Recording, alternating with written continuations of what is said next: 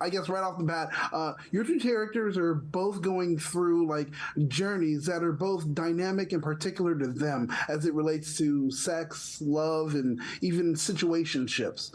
When it comes to your characters, which one has it right?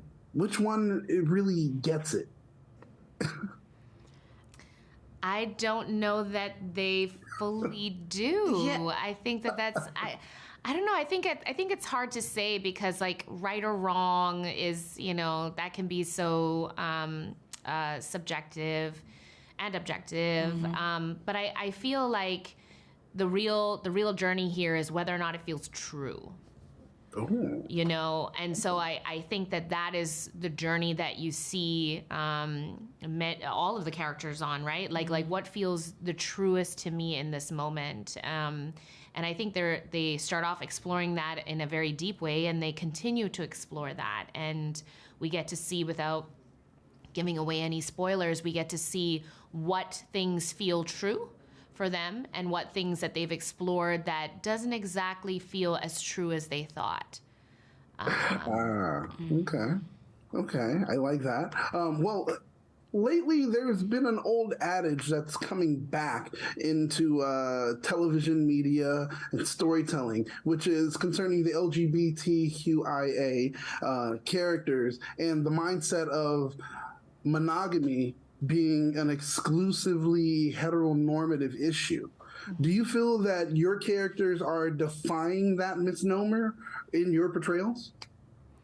Absolutely. I think none of these women are in a committed relationship, so I think that's a defiance in itself. And then specifically in this season, you see so many different types of relationships that are loving and full and committed, that are both hetero and non. So I think this show just allows for a beautiful smorgasbord of all types of relationships and all types of, truths, to piggyback on that, on truths of what you want and what you feel you need in the time.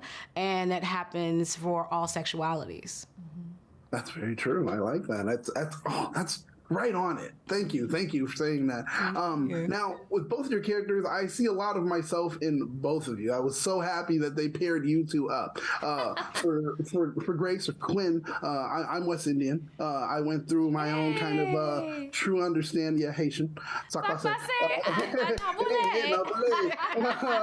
And then also going through my own discovery of sexual identity, and I'm a hopeless romantic. And as far as Angie is concerned, I'm dark skinned. I've got a gap. I'm from Staten Island, and I'm my biggest. So with that being the case, just being that I'm a man and I can see myself within your characters, that has to mean that so many other people can see themselves in your characters as well. Through your character's portrayal, when we're looking in the black mirror that is television and seeing ourselves, is there any bit of advice you can give to any of us going through the chaos of life, being young, black, talented, and just struggling to exist? I think two things that stand out for me are to pay attention to the still small voice inside.